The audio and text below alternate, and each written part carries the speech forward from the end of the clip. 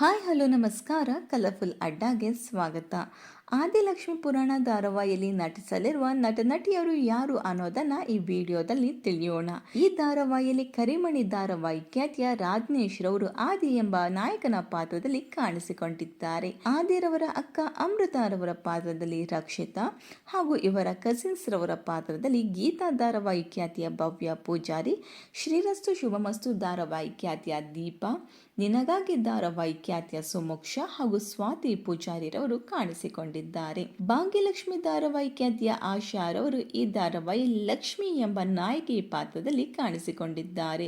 ಇನ್ನು ಇವರ ಅಣ್ಣ ಸಂಜೀವರವರ ಪಾತ್ರದಲ್ಲಿ ಸೀತಾರಾಮ ಧಾರಾವಾಹಿ ಖ್ಯಾತಿಯ ಅಶೋಕ್ ಹಾಗೂ ಇವರ ತಂಗಿಯ ಪಾತ್ರದಲ್ಲಿ ಮುದ್ದು ಸೊಸೆ ಧಾರಾವಾಹಿಯ ಗ್ರೀಷ್ಮಾರವರು ಕಾಣಿಸಿಕೊಂಡಿದ್ದಾರೆ. ಇನ್ನು ಲಕ್ಷ್ಮೀ ಬಾರಮ್ಮ ಧಾರಾವಾಹಿ ಖ್ಯಾತಿಯ ರಘು ಹಾಗೂ ಸುಷ್ಮಾ, ದ್ರಸ್ತಿಬಟ್ಟು ಧಾರಾವಾಹಿ ಖ್ಯಾತಿಯ ಮೋನಿಕಾ ವಸಿಷ್ಠ, ಸತ್ಯ ಧಾರಾವಾಹಿ ಖ್ಯಾತಿಯ ಮಾಲತಿ ಸಿರ್ದೇಶ್ ಪಾಂಡೆ, ಲಕ್ಷಣ ಧಾರಾವಾಹಿ ಖ್ಯಾತಿಯ ಭಾಗ್ಯಶ್ರೀರಾವ್, ನಟ ಮನೋಜ್ ಶರ್ಮಾ, ರಶ್ಮಿ ಗೌಡ ಇವರು ಈ ಧಾರಾವಾಹಿಯಲ್ಲಿ ನಟಿಸಲಿದ್ದಾರೆ.